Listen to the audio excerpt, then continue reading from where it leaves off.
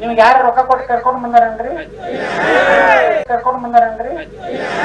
ಬಂದೀನಿ. ನಿಮ್ಗೆ ಯಾರು ರೊಕ್ಕ ಕೊಟ್ಟು ಕರ್ಕೊಂಡ್ ಬಂದಾರನ್ರಿ?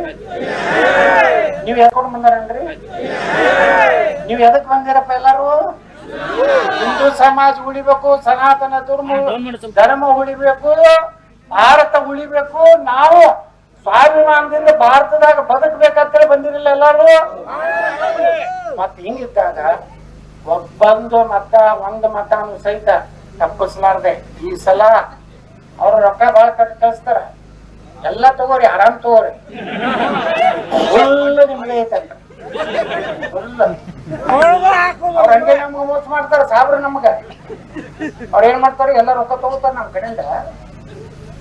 ಲಾಸ್ಟ್ ದಿವ್ಸ ನಾನ್ ಬಿಜಾಪುರನಾಗ ನಾವ್ ಆರಿಸ್ಬಿಡುದು ಎಷ್ಟು 2,80,000 1,20,000 ಓಟ್ ಅದಾರ.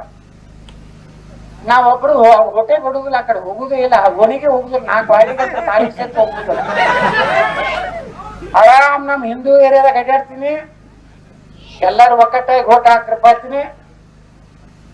ಎಲ್ಲಾ ಸಮಾಜದವ್ರು, ದಲಿತರು, ಹಿಂದುಳಿದವರು, ಮರಾಠರು, ಕ್ಷತ್ರಿಯರು, ಲಿಂಗಾಯತರು 108 ಒಳಜಾತಿಯವರು, ಬ್ರಾಹ್ಮಣರು, ಎಲ್ಲಾ ಸಮುದಾಯದವರು 1,26,000 ಇದ್ದಲ್ಲಿ ನಾನು ಆರಿಸಿ ಬರ್ತೀನಿ ಅಂದ್ರ ಬಾಗಲಕೋಟ್ನಾಗ ಯಾಕೆ ಆರಿಸಿ ಬರ್ತಿಲ್ಲ ಅನ್ನೋ ಪ್ರಶ್ನೆ ನಾನು ನಿಮ್ಗೆ ಕೇಳಕ್ ಬಯಸ್ತಾ ಇದ್ದೀನಿ.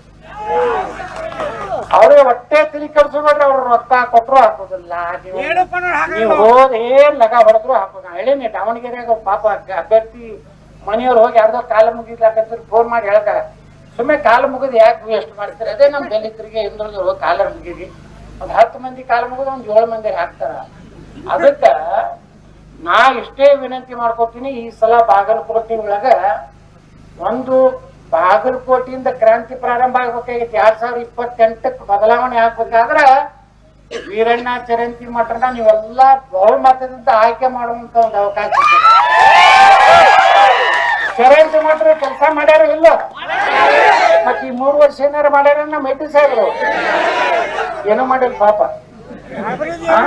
ಏನು ಇಲ್ಲ, ಆರಾಮ್ ಇದ್ರು. ವಿಧಾನಸಭಾದಾಗ ನಾನು ನೋಡಿನಿ, ಸುಮ್ಮ ಆರಾಮ್ ಬಂದ್ಬಿಟ್ರು. ಪಾಪ ಆರಾಮೂ ಇದ್ದಿದ್ದಿಲ್ಲ. ಹಿಂಗಾಗಿ ಪಾಪ ಅವ್ರ ಬಗ್ಗೆ ನಮ್ ಗೌರವ ಐತಿ.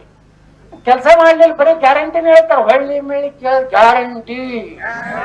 ಕಾಕಾ ಸಾಹೇಬನ ಮನೆ ಹೆಂಡತಿಗೂ ಮಾದೇವಪ್ಪನ ಮಗನಿಗೂ ಮನೆಯವ್ರಿಗೂ ಕೊಡ್ತೀನಿ, ನಾನು ಹೆಂಡತಿಗೂ ಕೊಡ್ತೀನಿ, ನೀನ್ ಹೆಂಡತಿಗೂ ಕೊಡ್ತೀನಿ. ನಮ್ಮ ಹೆಂಡತಿಗಳ ಮೇಲೆ ಎಲ್ಲ ಕೊಟ್ಟು ಪ್ರವಾಸ ಹೋದ್ರು, ನಮ್ಗೆ ರೊಟ್ಟಿ ಮಾಡೋರು ಯಾರಿಲ್ಲ. ನಮ್ ಬರೀ 2,000 ರೂಪಾಯಿ ಹೇಳ್ತಾರೆ. ಇವತ್ತು ಟ್ಯಾಕ್ಸ್ಗಳು ನೋಡ್ಲಕತ್ತಿರಲ್ಲ, ಸಪ್ಪ ಮರಣ ಉತ್ತಾರಾಗಿ 25 ರೂಪಾಯಿ 100 ರೂಪಾಯಿ ಮಾಡ್ಯಾರ.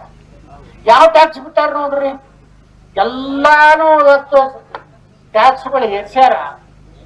ಈ ರಾಜ್ಯದಲ್ಲಿ ಒಂದ್ ಕಡೆ ಏರ್ಸ್ಯಾರ. ಇವತ್ತು 100 ಯೂನಿಟ್ ಎಷ್ಟಂತ ಹೇಳಿದ್ರು ಮೊದಲವ್ರು, ಫುಲ್ ಫ್ರೀ ಅಂತ ಹೇಳಿದ್ರಿಲ್ಲ. ಈಗ 100 ಯೂನಿಟ್ ಅಂದ್ರೆ 7 ರೂಪಾಯಿ 20 ಪೈಸೆ ಮಾಡ್ಯಾರ ಒಂದ್ ಯೂನಿಟ್ಗೆ. ಇದು ಎಲ್ಲಾ ಮೋಸದ ವ್ಯವಹಾರ ಇದೆ. ನಾ ಹೇಗೆ ಹೇಳ್ದೆ, ರಾಮ್ಪುರದಾಗ ಸಿದ್ದರಾಮಯ್ಯ 2000 ಕತ್ತಿ ಹೇಳ್ತಾನಲ್ಲ, ಬರೀ ಹೆಣ್ಮಕ್ಳು ಕೊಡುದು. ನಾಳೆ 28ಕ್ಕೆ ನಾವು ಮುಖ್ಯಮಂತ್ರಿ ಆದ್ರ ಹೆಣ್ಮಕ್ಳಿಗೆ 3,000, ಗಂಡಸರಿಗೆ 2,000. ಏನ್ ಹೆಂಗಸರಿ ಇದು ಗಂಡಸರಿ ತಪ್ಪು ಮಾಡ್ಯಾರ? ಪಾಪ ಅವ್ರಿಗೂ ಬೇಕಲ್ಲ ಪಾಕೆಟ್ ಮನಿ. 2,88,000 ಖಾಲಿ ಆದ ಹುದ್ದೆಗಳು. ಎಷ್ಟು ಖಾಲಿ ಅದಾವ? 2,88,903 ಈ ರಾಜ್ಯದಲ್ಲಿ ಸರ್ಕಾರಿ ಹುದ್ದೆಗಳು ಖಾಲಿ ಅದಾವು. ನಿಗಮ ಮಂಡಳಿಗಳಲ್ಲಿ 65,000 ಹುದ್ದೆಗಳು ಖಾಲಿ ಅದಾವು. ಪೊಲೀಸ್ ಇಲಾಖೆಯಲ್ಲಿ 19,000 ಹುದ್ದೆಗಳು ಖಾಲಿ ಅದಾವು.